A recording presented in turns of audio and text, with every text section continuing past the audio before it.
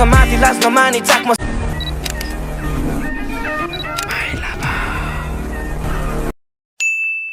ओहो दाजु सन्चै हुनुहुन्छ दाइ सुन्नु त यता यता हेर्नु न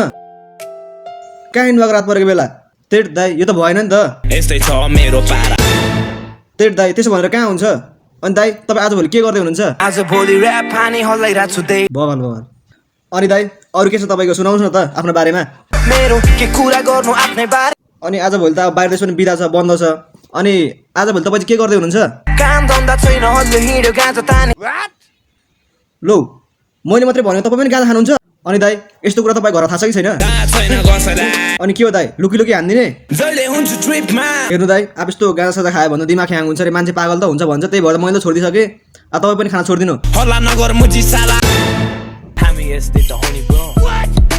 दाइ अनि तपाईँसँग सामान नभएको बेला कतैबाट तपाईँले फ्रीमा सामान पाउनु भयो भने तपाईँको रियाक्सन कस्तो हुन्छ अनि दाइ के हो सामान खाएपछि त मान्छेले दिउँसै तारा देख्छ अरे त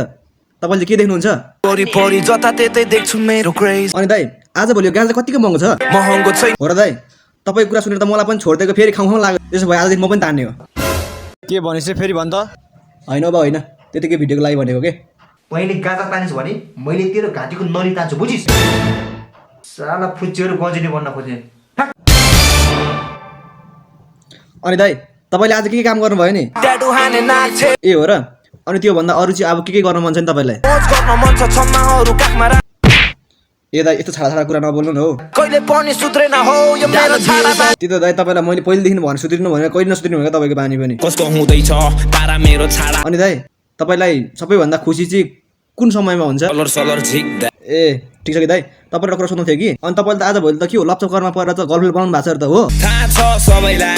ए हो र मलाई त थाहा नै थियो क्या दाइ को तपाईँ गर्लफ्रेन्ड खोइ हेर्नु न त्यसो फोटो देखाउनु न त तपाईँ गर्लफ्रेन्ड यही होइन र साँच्ची हो त ए त्यसो भयो मलाई कहिले भेट्नुहुन्छ त घुमाउनु पनि लानु हुने होला कहाँ लानुहुन्छ नि अनि भेटेपछि के गर्ने हो नि तपाईँले त उहाँलाई अब त्यस्तैमा देख्नु भएको होला तपाईँलाई चाहिँ उहाँले कहाँ देख्नु भएछ मतलब ल यो कुरा भइहाल्यो कि दाजु छोडिदिउँ अनि तपाईँलाई नेपालको नम्बर 1 ऱ्यापर चाहिँ को लाग्छ सही सही अनि दाइ तपाईँले त अस्ति मेरो बाबा लोन दिनु भएछ मेरो बाबा लोन दिँदाखेरि तपाईँलाई कस्तो फिल भइरहेछ तपाईँसँग लोन लिएर त मेरो बाबु त भागिसके तपाईँलाई थाहा छ होला कुरा तपाईँलाई यस्तो कुरा सुन्दाखेरि कस्तो फिल भइरहेछ त अब गाह्रो त भइहाल्छ नि दाइ त्यत्रो पैसा लिएर हिँड्दै गयो बुढो